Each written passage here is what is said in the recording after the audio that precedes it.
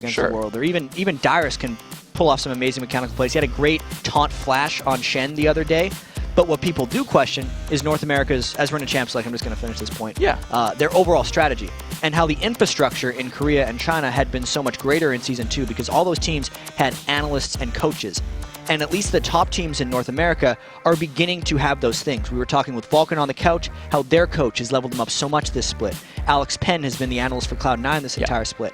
Halfway through this split, CLG brought on Monte Cristo, who has a lot of worldwide League of Legends experience as an analyst. So that's what they're doing to try to level themselves up, and we'll have to see as it works. I can't be more excited for Worlds. It's going to be fun. Let's see if the Western world can put up a little bit of better showing.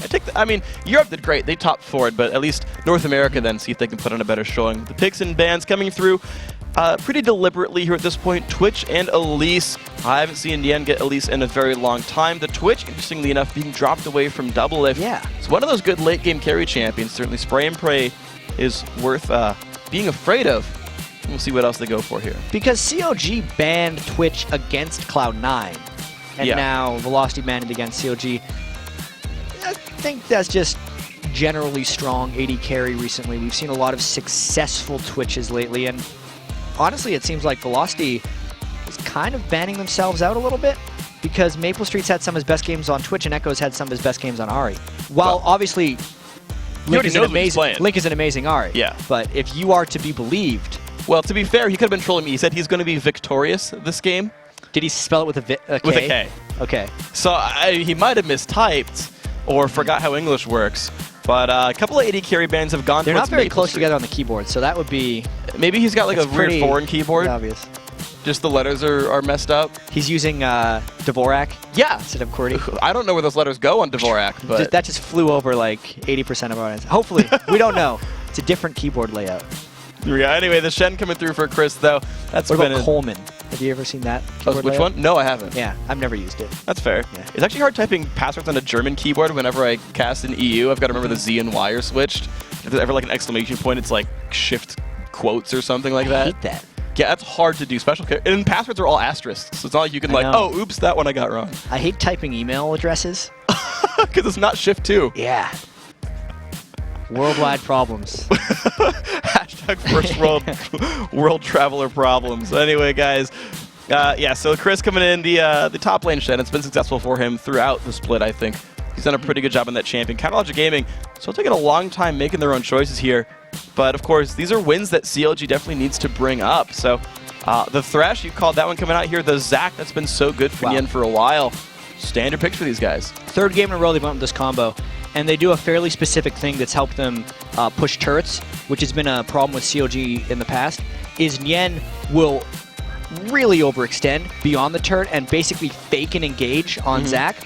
And Chouster will throw the lantern back out to him. So Yen goes in, soaks up a bunch of damage as CLG's taking the turret. They lantern him out once they take the turret, and it's actually been working out really well for them. It's a wonderful play, and it's been really good for these guys. NK Inc. though on the other side, playing more comfortable champions. In fact, Team Blue so far versus Team Green. They've locked in the Evelyn there for NK Inc. Echo looking at Anivia. If you're lying to me, I'm going to be sad.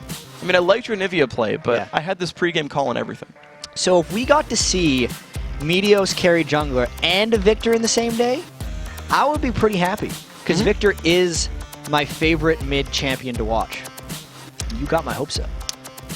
AD carry Kennen. There's still a chance. Okay. I mean...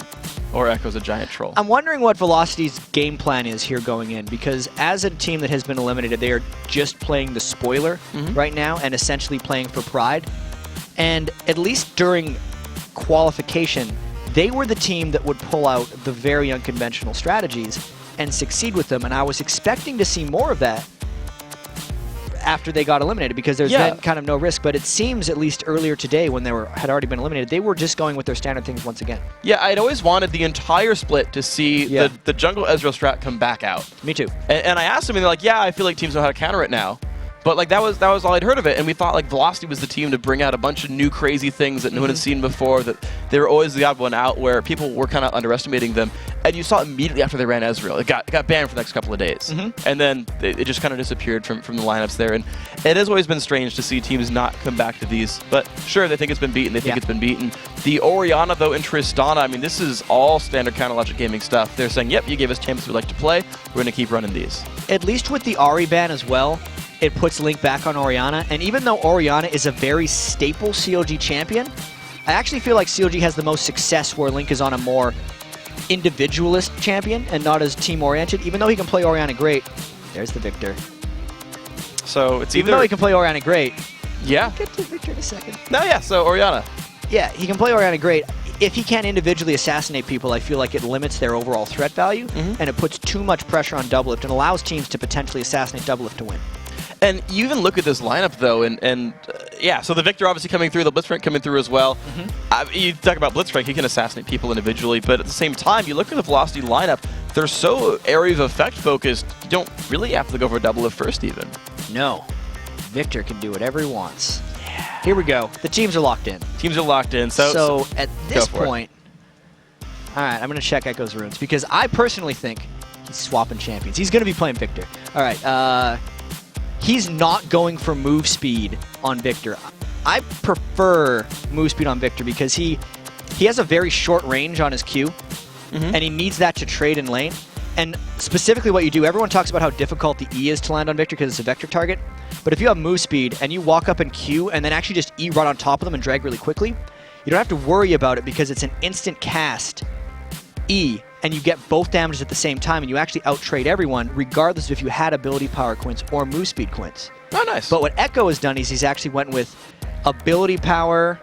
I just clicked Armor MR? because they're messing with me. I'll get in a second. I assume it's Armor MR. Everyone runs Armor MR yellow and blue. Yeah. Obviously, it's ability power quints, but then split penetration reds. Because since he is getting in range so frequently, he will be auto-attacking a lot as well. So he's just trying to get as much damage out that way. I just wonder if Link's going to be able to just stay out of his zone since Orianna has so much control. We'll see if it happens, of course. These guys coming into the game right here, Velocity, looking to play the spoiler, bringing out something a little bit new, was AD Kennen. They trolled even you. Definitely, I think they trolled CLG with that one because we just saw Kennen in the mid lane. But the Victor coming through for Echo, and of course, on the CLG side, they came back for some comfortable picks as well. They got the Sejuani back onto Big Fat LP. Since from the beginning of the split, actually, he'd been playing her. And Kind of Logic Gaming, yeah, they're in the playoffs, but we saw these teams wanting to have a good seed in the playoffs. They're just like TSM and... No, they've actually got a loss to Cloud9, but if they can keep up in wins, they can go above Curse, and if TSM drops the game, they can tie or beat TSM head-to-head and take third place. CLG still wants to jockey for position, and they obviously want to have a lot of momentum as they move in here. And I look at this team comp as well, and I'm sure we mentioned already that it has a huge amount of area of effect potential. But specifically against Velocity, I feel like this is smart for them. Because Velocity has a track record of not being able to avoid the team fights in the right moments. The game I remember the most is when Cloud9 was against Velocity, and Velocity actually beat them pretty badly in the early game. But then they just got comboed out by Cloud9 in the Dragon fight because Velocity just engaged in the wrong types of team fates. And that's one of the weaknesses for Velocity, specifically when they don't have that practiced strategic shot caller since Valrose had decided to leave the team. Yeah. And I think that COG is going to try to exploit that. Yeah, and actually thinking of other sort of weird teamfight games, there was one, I think it was actually the second time they played Cloud9, or the most recent time, where they camped top lane really hard. This was Velocity? Yeah, I think it was Velocity. Okay. And they put balls down to like 0-5, and Chris was like massive on Rumble. Yeah, that was the last game. Yeah, but unfortunately he was the only guy getting kills, and if they couldn't always line up the Rumble ultis, and so even then the teamfights couldn't quite work out. But you're right that the early game has always actually gone well for these guys. That's always been where the spoils have seemed to happen from Velocity. They get going. When it's Maple Street, I mean, to be honest, playing an AD carry who's fed in a teamfight's not that hard. You just shoot things and don't die to a tank, and you don't have to coordinate much. You just right-click people, and it's wonderful. Yeah. And so, when Maple Street got going, and we kept talking about him in pre-games, like if Maple Street gets going in this one and the prior games, he tends to carry through. And because one-man coordinating an AD carry tends to be a little bit easier for these guys, we'll see if Velocity can do it with a more area of effect-based team as they group up and go towards the right side of the map. Apologies for the spam of pings that just came out after the pause. But we did have to restart Link's client temporarily. That was the short delay, but we are back in the game now. And both these teams just doing the 5-man mob strat right now, so not planning on running into each other by accident. They both decided to go for the same buff area. I think you have to with a Blitzcrank, though. Like, anyone who's alone, if you just get hooked, because it's long enough range, you can just, like, blind guess brushes, right? And, like, if you're here, I can hook you from outside of a ward. So CLG staying on the move. And if you hook any one of us, you'll have to deal with the rest. So time to fight. yeah, power and numbers at the very least for these guys. It looks like just the wards coming across on both sides. Golem buffs. And an interesting ward as well. Look at the ward by CLG towards Golem. It's on the other side near the lane. Yeah, that's a ward that is very cute to me, and I like the placement because what this is going to allow CLG to do is have first knowledge of where Velocity's AD carry is going. But beyond that, since there's a lot of, when a 1v2 happens, there's a lot of lane support that comes up from the jungler that typically comes up through the lane or that part of the jungler. It will give CLG extremely advanced notice of when that's coming or when the person is going to be there to support the lane. So it will allow them to make early informed decisions when stuff like that happens. That's a really cute ward, and I haven't seen a team in North America do that yet. I wonder if NK gets to bypass that, though, being like depending on when he presses W, if he gets to bypass that and be invisible when he goes across That's the board. very true.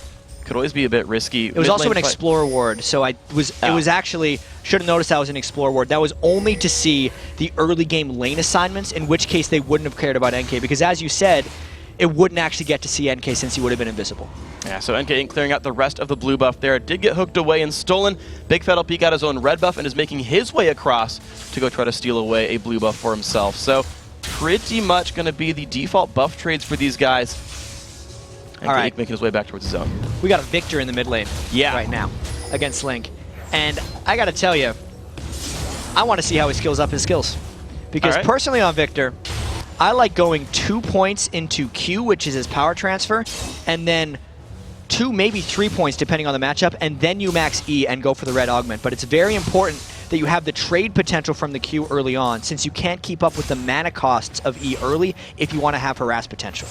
See what he goes for with this one. Chris, though, still getting zoned out in the top and actually getting surrounded by Big Fat LP. We'll see Echo scale up throughout this game, but right now the pressure is on this top lane, and NK is not here for the counter gank just yet. It's so far going to be a 3-on-1 under this turret. And it appears we have a little spectator lag, but this is not affecting the players in-game. Here comes the dive. There we go. The hook lands onto Chris. The rocket jump lands as well. Exhaust play, everything going across. Chris getting chunked down by Big Fat LP. Tries to flash away. First blood still goes to Doublelift. So 1 for 0. NK late to the party. I don't think he's going to get to do much in this fight. Yeah, that was a little bit too late to the party there. That was a well-executed dive by CLG here. And I think they're too low to go into another one as we watch the slideshow of them trying to go in. But I actually like how teams are still going for the 3v1 turret dives, even if they're not going for the turrets. They're instead going for the lane denial and maybe putting Chris in an even bigger hole than we could have seen previously. He's definitely getting denied here. 0-1, only level 1. So that Stand United going to be very far away. Now, NK did get the cleanup, so I guess much like last game, he'll get to be big this time around, and maybe he'll be the carry jungler as we saw from Cloud9. Didn't get the kills, but he definitely got a lot of experience, which could be huge for Eve, because as soon as Eve hits 6, that's one of the most deadly ganks in the game. And actually, I think his Shadow Dash actually got knocked back by Flay, so Chowster with a beautiful reflex play right there. Shield coming down as well. That's going to allow Counter Logic Gaming to survive in that top lane. That could have been a very scary gank if that taunt had not been disrupted by Flay. Yeah, I think that's what happened there. It's a little bit hard to see at this moment, but it was Chowster having immense comfort on Thresh. That's definitely something he's been working on as he's played, I believe now 15 Thresh games, which is the most by far that any individual has played a specific champion this split. So just, yeah, and we've seen him actually get better and better throughout the split as well. Yeah, he doesn't even have a winning record on Thresh. Maybe he does after this week. I know before the day he didn't, but it's because he's put the time in to learn the champion that he's now very successful on it. And it's funny because now you got to figure, are you going to start target banning Chowster again? Yeah. Like start putting, because it used to be Lulu bans at the very beginning, saying that was his only good champion. This one might work. Another regank coming. They land the taunt onto Doublelift, but Doublelift gets the Lantern back. They couldn't block the Lantern click. That looked pretty cool. Yeah, I mean, I'm there. I'm obviously not super happy about the glitchiness we're seeing in the spectator here, but the way he just appeared through the Lantern, if everything could work that quickly, be easy to escape who ganks. needs travel times? Who needs travel times? I just want a 5,000 range flash when there's Thresh in my team. You would. Yeah, I'm the AD carry player who overexpends all the time and needs support to save me. He does get the pull onto Big Fat LP, and we are going to get a game pause for ourselves real quick. Try to sort this out real quick. Yeah, so here we go. So game definitely pretty interesting. Gold lead not that far apart, only 400. So despite the early kill, the first blood obviously worth a little bit, definitely helps, puts Chris down. The rest of the game is actually going okay. Echo's holding up in his lane. You've still got a pretty much free farming Maple Street, and you've still got you've kind of still get to see the team fights for Velocity where they've clearly geared themselves for it. So very early on in the game, and it's something we've mentioned frequently, Velocity does play early game well. Yeah. They have given up the first blood, unfortunately, to Doublelift, which is in Not the all of best. these games. Like, I feel like Doublelift has the first 5 kills in the last 3 COG games because he started 2 games in a row with a double kill, and then he got the first kill in this one. That's a very good thing for COG.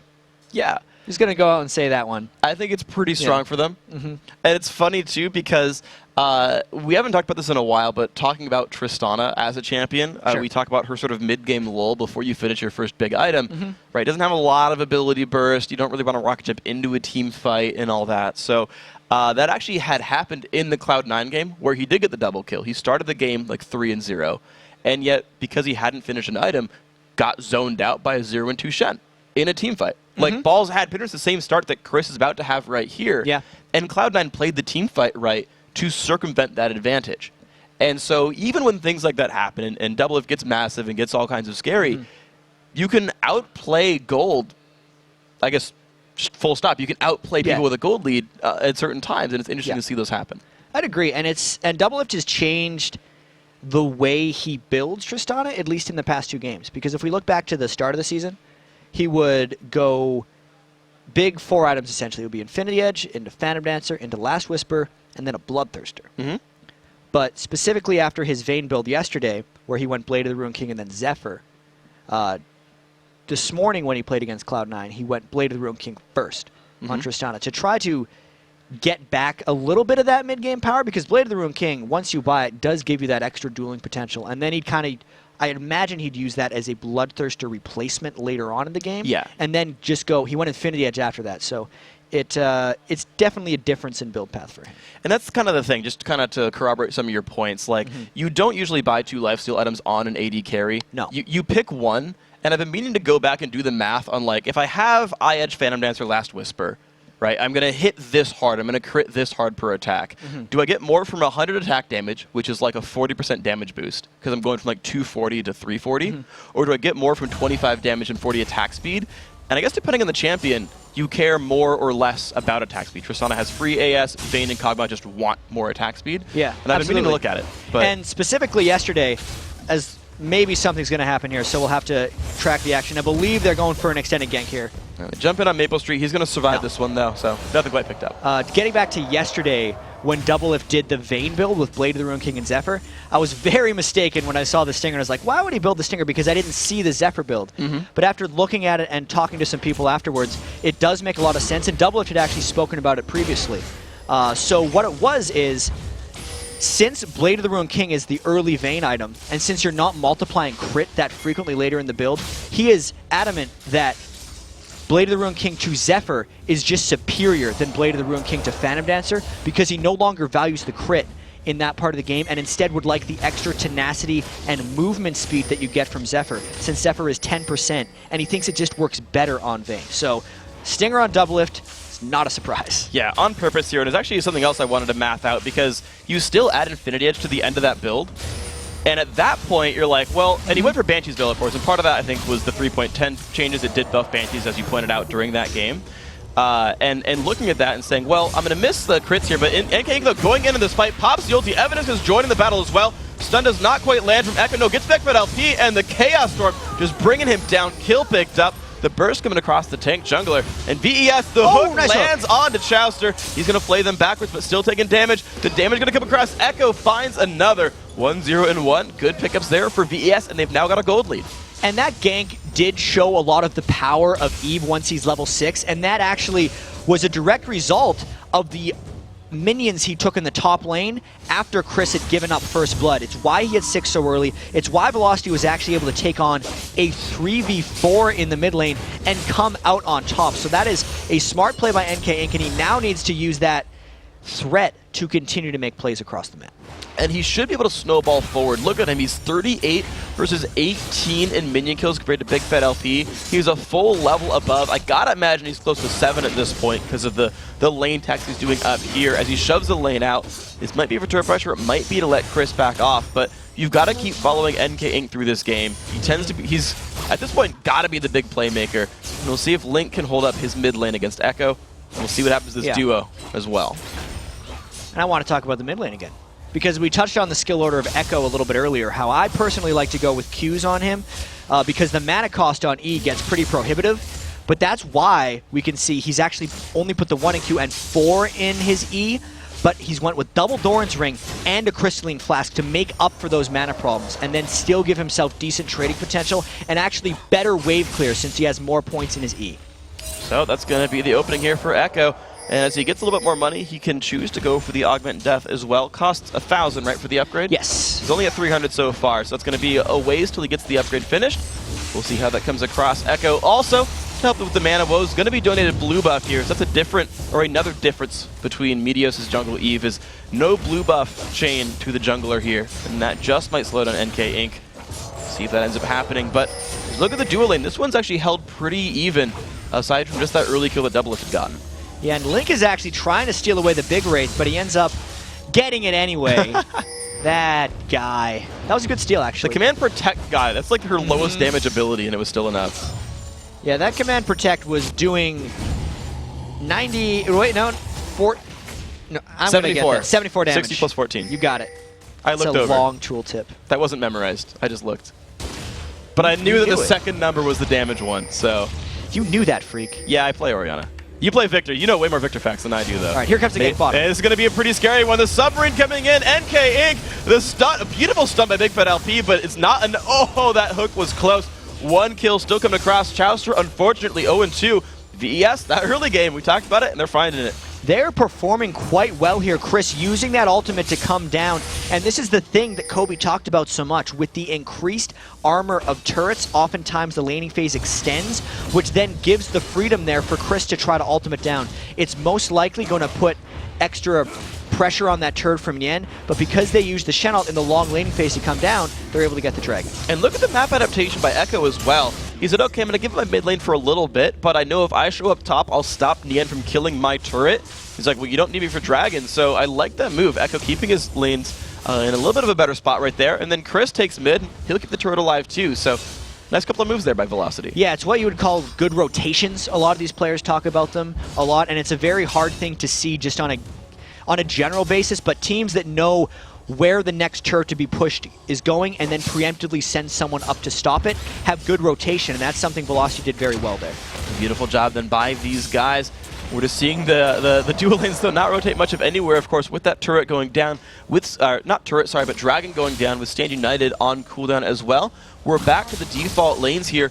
Chris getting himself powered up, and just like we kind of noticed a few weeks ago, the Spirit Visage Rush still going strong for the Shen, the lower cooldown, the magic durability as well just tends to be that first item coming across. We're going to be seeing a lot of that in the future here from both Shen and Zac, as they are very prolific top laners who really need the cooldown reduction as well as the increased sustain that it helps from all their abilities. It is the almost no-brainer for them at this point, especially in this game where there are magic damage junglers as well as 2 magic damage solo laners.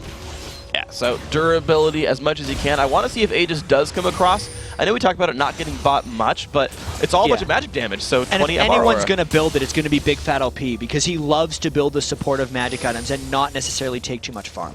We'll see if he can do it. He's still probably opening up with the Ancient Golem that we've normally seen from these guys, and he's not had that great game. 39 minions on him, right? The big jungle item's already been completed, and Ink has his Lizard Elder. Big Fat LP doesn't have the completed item yet at all. He's still got some gold to go, so NK Ink just got the lead on him here, and we're seeing Big Fat look for a gank still. And NK Inc. really wants the next gank to come, but this is a little bit telegraphed. Evaniscus put down a pink ward very early and had told CLG that they were probably trying to clear the way since they can't let NK Inc. get seen by pink wards, and it's actually forcing Big Fat LP to go to a different area. But there's 2 ganks that's going to happen at the same time. There we go, the fight at the bottom lane. A lot of bursts coming across. Chowster gets pulled back in. That poor man cannot dodge a hook, but at the same time, the mid lane gank does succeed. Echo goes down.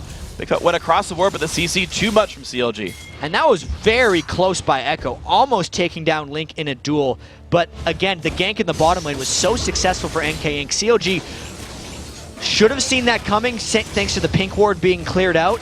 and I thought they knew with the way Big Fat LP was going, but they hadn't seen him, and NK continues to surprise them. Flashes forward, just jumps in and finds one, gets the reset on his move speed, and chasing on to Big Fat LP, doing about 100 damage per shot, but just won't quite do enough. However, the aftermath of that bottom lane gank was enough for a turret, so Velocity finding the first dragon and first turret of this game, despite CLG getting first blood. And this is Velocity turning it on in the mid game here. They did all that, by the way, while Chris's ultimate was coming off of cooldown. It's back again for Shen, so any type of fight that CLG would want to initiate can get turned around by stands united. This is a very dangerous point in the game for CLG. Well, let's see if CLG can then maneuver around this. Of course, Big Fat LP finally getting time to himself to farm away the mid lane. He will have enough, I believe, for his big Golem Spirit here if he goes for it, which allows him finally to be a little bit tanky and have some cooldowns, and that just might help Sejuani a lot in these team fights. Yeah. But Velocity, look at that. The pull on the blue buff. They're using Evaniscus pretty well on this one. Nice move by Echo, puts out a stun cloud just in case, steals away the blue, and it's a nice little buff grab. I like Victor. Yeah. Now that he's got his red augment, he can clear the back wave in one shot, and then an auto attack after the E will burn off on the front wave is enough to take that out as well. So he should not be slowed down in farming, and he can actually do that from a very safe range now that he's made it to this 14 or 15 minute point. The actually very early laning phase of Victor is his weak point. Now he's actually very strong in lane. Now we'll see if he can just keep pushing ahead, because he's got a 20 minion deficit to Link, to be fair. 1-0-1 to the 0-1-1, 20 minion kills down. Neither turret's been destroyed in the mid lane either here. But you're noticing Link, look how far back that Orianna is playing. You've got Evaniscus around here, you've got the wave clear coming across, and the rest of VES kind of moving towards his mid lane, but they're outnumbered. You've got Big Fat LP just in the wings. Oh, look out! Good flash right there. He's going to survive against that one. Chris, oh, the immovable objects in the top lane, going to sustain against each other. They're fighting minions on top of each other. They're having fun up there. Not a big deal. Spirit Visage both sides. Yeah. What's the big point of contention here is this mid lane, and it's crazy how Velocity has actually been able to have so many well-prepared 3v4s in the mid lane, where Maple Street is able to kind of just get back some farm in the bottom lane by himself. And the jumping in onto Nien, though. His ulti is available. Here comes the ulti in from NK Inc. Dodging right by, but gets knocked up by Nien. There's the ulti coming by as well. That is enough to get Nien out there. So just the ulti. Well done. Very timely skill usage by Nien there. He got not only the knock-up when he went over top and barely landed on NK Inc., but then he had the presence of mind to ult him backwards as well to continue that escape. It puts Nien's threat level way down in the lane, but it gives him the survivability that he needed. And they spotted Evelynn, so they know the rest of their lanes are safe. And yeah, look at that. Double Lift and Chouster happily pushing down, farming out. The duo lane from VES has come back, though, so no turret pressure there. But CLG knows, guys, the Dragon's coming back up. We're going to set ourselves up for it. You can see the team congregating around. Link just back, got himself some new items. Even bought a Ruby Crystal for some durability. And Echo, he's got his ulti. This is going to be a likely standoff at the Dragon. What's Link got that Ruby Crystal for? Haunting, guys? That's probably the only thing he'd go for. That's not something I've seen him build this early on Orianna, but he's going for it this game. I'm not entirely sure why he's decided to go for it this early. Maybe it's Spectre's Cowl. He's afraid of the Victor Burst? I mean, potentially. We just got to have to keep track of that and see how it goes through. Watch, it'll be like really obvious. We're like, oh, duh, of course. Oh, that item. Yeah. Pull a Zephyr on us. Damn it, CLG, stop it. What? Looks like the mid lane push not quite going to succeed. The wave clear from Echo, pretty good. And Chris didn't even have to leave his lane. So pushing out that top lane, doing a good job of that one. And of course, Velocity, they got the Dragon without much worry. Didn't have to let Chris leave. Just control here for Velocity. Yeah, they're doing a great job here. And we mentioned a couple minutes ago how this was a dangerous point in the game for CLG is because they don't have the ability to force things well right now. They're such a team fight-oriented team, and Velocity hasn't given them the windows to do that. Additionally, Double Lift is very weak right now in the game when compared to Kennen, so they're in a lot of trouble as they roam around. Oh, Double Lift's going to jump away, has to flash it. Evidence is not going to quite land the hook because of that one, but the push in the top lane, NK Inc. has to burn his ulti once more, this time traded for NK Inc.'s though. So it's going to be ultis down in top lane. And all these turrets for CLG are getting chipped away, whereas Velocity's turrets are completely healthy. So CLG needs to make a counterattack, but they're weak enough that it might actually end up losing them the game. Let's see if they hold on for these, though, if they're just going to grit their teeth and try to defend. Even though they've got the 4,000 gold deficit, this could balloon forward in the end. Forced to jump backwards. Unfortunately, has no Thresh to make his plays less risky here. So, another turret goes down. Velocity, 5-2 in kills. 2-0 in turrets, 2-0 in dragons, if I have my numbers correctly. It's looking good for these guys. And there's a lot of action still in the middle lane, but look at the wave clear coming out from Echo. He stops the creeps, but since the turret was so low and there was 4 people there, they were still able to get that. We can actually see Echo's going probably towards a death cap, and that's good as a rushed item on Victor, because the red augment gives him so much overall ability power that it then gets almost extra multiplied by the death cap and allows him to do absolutely absurd damage once he picks up that combo. Yeah, just to put it out for you right now, 84 AP from Augment Death. That item costs 1,000 gold and it gives him 84 ability power. People complain about having that item. I have to spend 1,000 gold on a lot of ability power. This on sucks, one of the guys. most efficient items in the game. Oh. So, nice ability power gains here for Echo, and I actually want to see if NK Inc. goes Abyssal, because it'll help Echo do even more damage. We saw Meteos grab it in the last game, and he went for Haunting Guy's Sword Shoes so far, and hey, Link did go for Haunting Guys. We got it. We got it, Jack. Boom. Fist bump right there. So let's see if they can keep the game snowballing forward. Velocity. Whoa, he hooks the cannon minion. Evaniscus, 100% accuracy. You know what? The Haunting Guys is a reaction to the fact that Velocity isn't going to build an Aegis. Because Flat Pen, the closer you bring someone to 0, multiplies your damage even more so. Yeah. So since he can take people closer to 0 with his flat penetration, that's the most damaging item Link can do, as well as giving him the extra survivability from the health that he gets from it. Beautiful stuff right here, and of course the Golem being hooked away again. Echo's getting jumped on though. Big Fat LP wants some of this. This could be a really scary engage. Echo already has burned the channel and just goes down.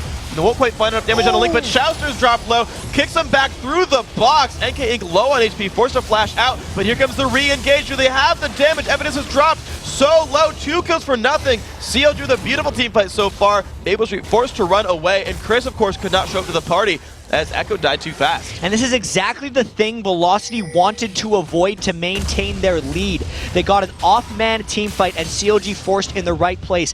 Since Chris ulted but did not make it in before Echo died, it turned into essentially a 3v5, and Maple Street hadn't even arrived yet, so that was as close to a disaster as it could become for Velocity in that engagement. Good stuff then by Counterlogic Gaming. Even though their blue buffs had been stolen over and over again, they knew the timer and grouped up for it, knowing the next attempt was coming through. But of course, they still haven't yet found that answer to Chris. They first blooded him at level 1. They made his life miserable, but Chris is about to work down his second turret. Even if he's not outlast hitting yet, he's putting a heck of a lot more pressure on the map. He absolutely is. And Echo, of course, getting his blue buff back once again. I want to see if COG is able to use this to kind of swing the game around, because they actually still need a lot more time to develop. Double lift, nowhere close to the items he actually wants to get.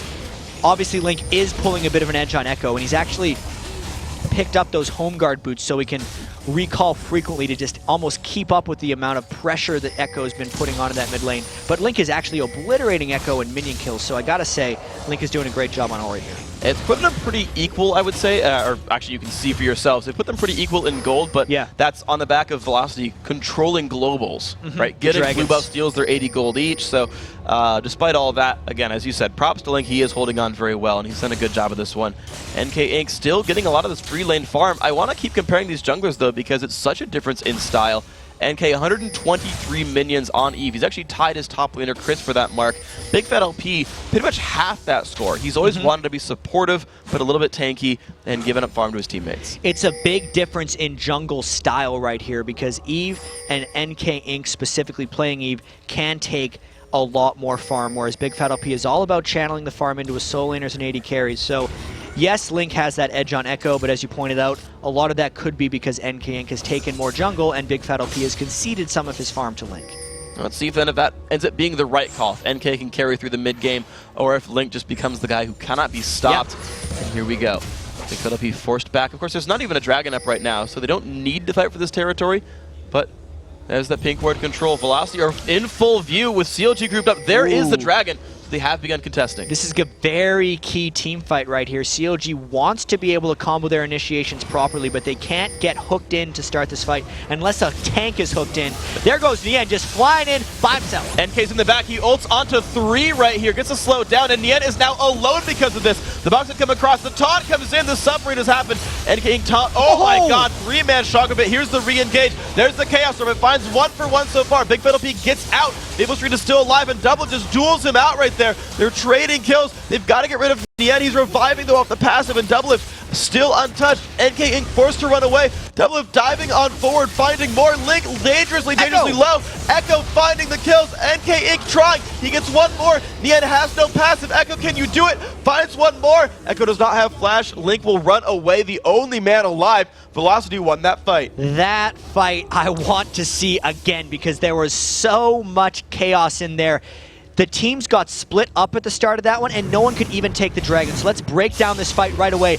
Watch how Nien essentially fights everyone, while NK Inc. gets shot back as Shen came in for him. So at this point, the fight is very split up. It's all about the re-engage. And as CLG lands their combo on Velocity, Echo lands his ultimate on CLG, which takes everyone extremely low.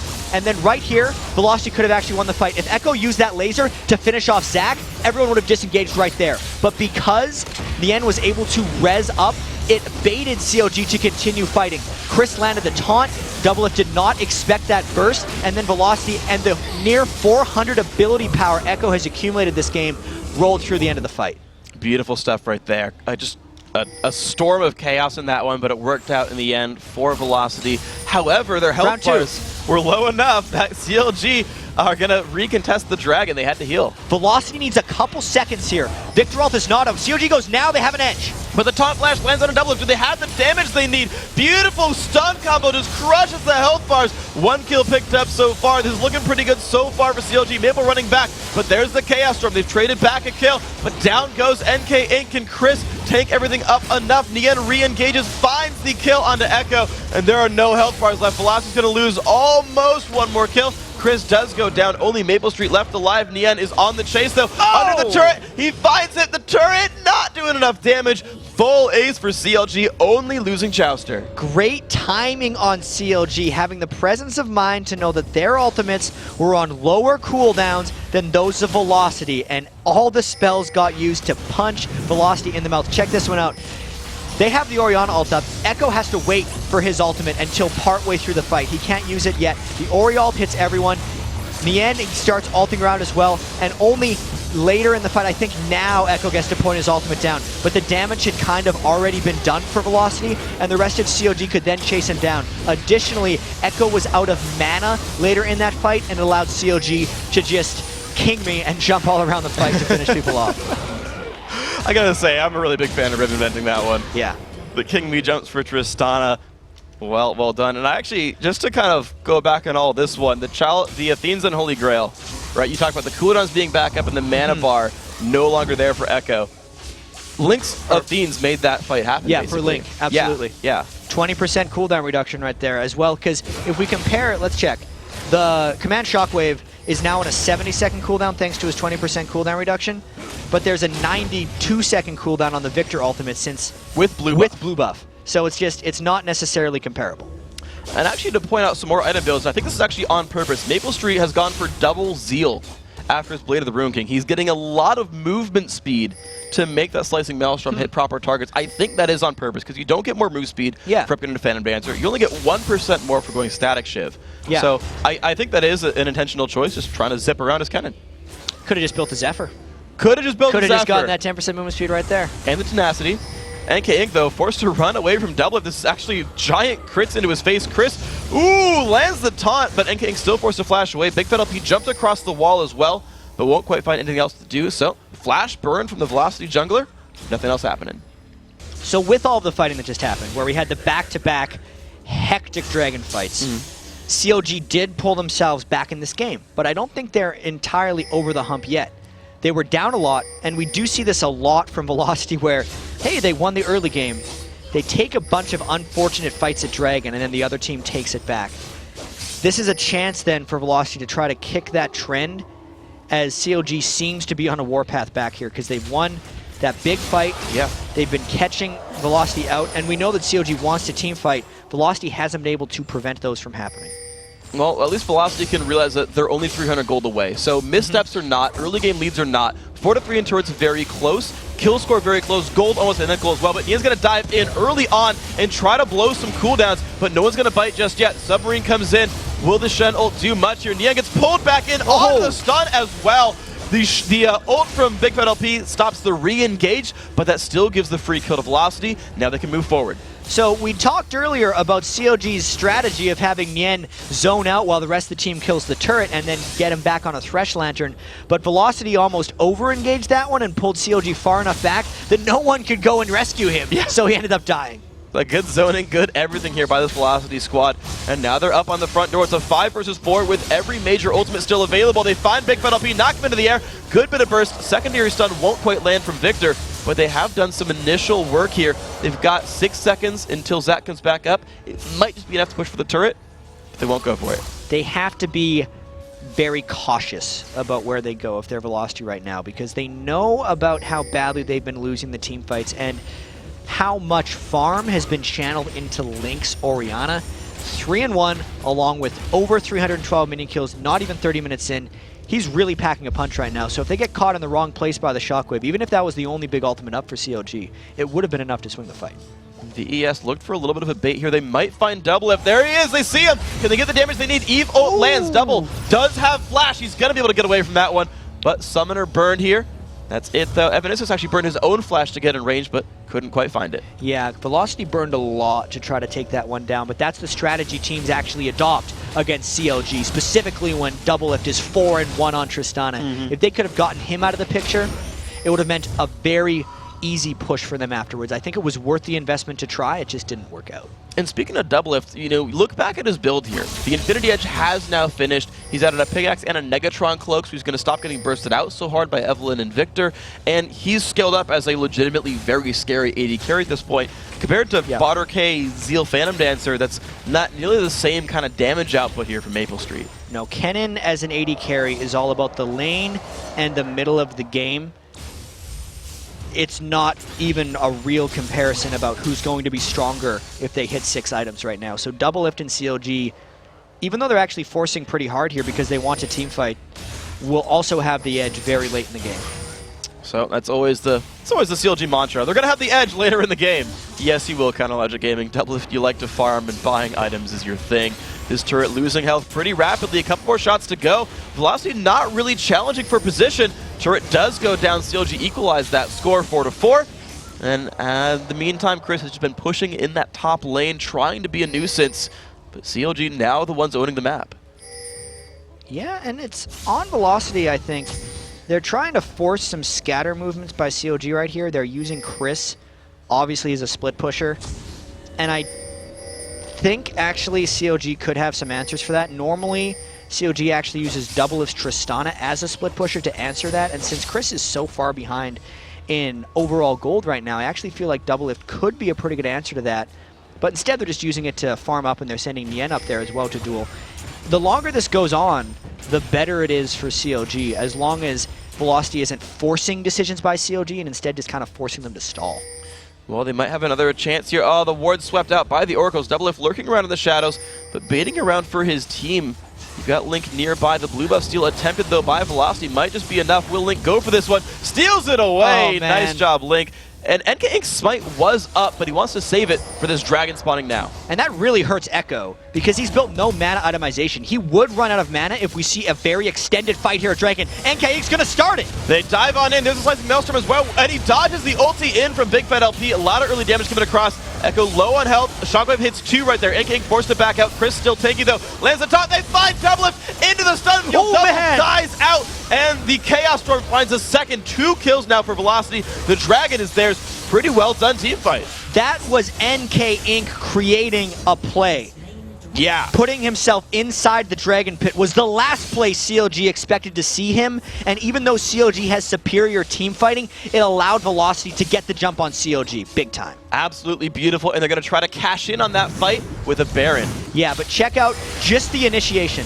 getting the ultimate onto everyone, and making it so NK Inc. was not a realistic target for the start of that fight, as now Velocity is going to be taking a Baron afterwards. You can see Velocity just moved in, got the stun down for the zone, and Echo popped a perfect Chaos Storm and E that just wrecked him out. Here comes the Baron contest, though. Big Fat LP does have Smite up, but so does NK Inc. Evanescence getting jumped around. Blue team has slain Baron Nashor, and there we go. Big Fat LP, the pull in on Link, that's huge! Ooh. A shutdown coming across. A lot of damage. The stun cloud does land onto Nien. He's got a flash away, but is burning down with very low HP. Still, now what? 3 kills, a Baron and a Dragon to Velocity. Just a continuation of the play that NK Inc. made at the Dragon. They made another bold call, and why not? They have nothing to lose at this point in the season. They're just trying to play spoiler, and actually, how good get a 3-1 season series lead over CLG if they're able to win this game. And I mean, CLG have been looking like one of the better teams this split. They're in the top 4, right? They're doing a very good job, and you look at your resume and you're like, look, we were clearly able to take down some of the top teams here. We've won laning phase against most of them. We've won games against a few overall. Velocity, you have to think, okay, well look, we can use this at least for practice for the relegation later on this year or the beginning of next. And we're gonna see them again. We're gonna see them at least fighting for their jobs here and trying to just continue to do well. And I actually think that Velocity might try and push this fairly quickly right now, because Echo is a huge threat. He has 647 ability power right now on Victor, so he can single-handedly kill Doublelift through that Negatron Cloak if he lands his E, Q, and Alt on top of him. So any type of engagement they can get is a good one, and there's a hook. Pulled Chowster. Evaniscus is the mayor of Hook City. I'm sorry, Chowster, but that is the case here. And this makes this turret even more disastrous to hold. I don't know how many times I've seen teams try and hold this turret, but teams will walk around the back and just kill them and then get an inhibitor. So COG is smartly pulling away here, because that turret at this point in the game is indefensible. And at this point they have to. They realize it's a 5v4. They already made the mistake once. Even though they had a pink ward off to the side, it wasn't enough to spot everyone out here. And now the siege comes through. Almost on the double lift. By the hair of his chinny chin chin, he couldn't get that one. That would have potentially ended the game. Yeah. That's how close it is for Velocity right now. This is going to be nice for them. They can continue on through. Guardian Angel now done for Chris. He can faithfully ignore the back line in a team fight. If they spend the time to kill Chris, I feel like the rest of his team should be killing off CLG. So Link is on defense duty. Chris not wanting to tussle straight up 1v1, but you've still got to realize the minions are pushing in towards the CLG base here. Obviously, the Static Shiv is the second Zeal completed item for Maple Street, so he did make use of both of them. And there's only about a minute and a half left on this Velocity Baron, so I think they want to go right now. It's still a dangerous fight because we know the team fighting potential of CLG, but it's the moment where Velocity needs to go if they want to actually win this game. We'll see if they can dodge the ultis properly. Evaniscus sweeping away the pink wards here, making sure that he is in fog of war when looking to hook enemy champions.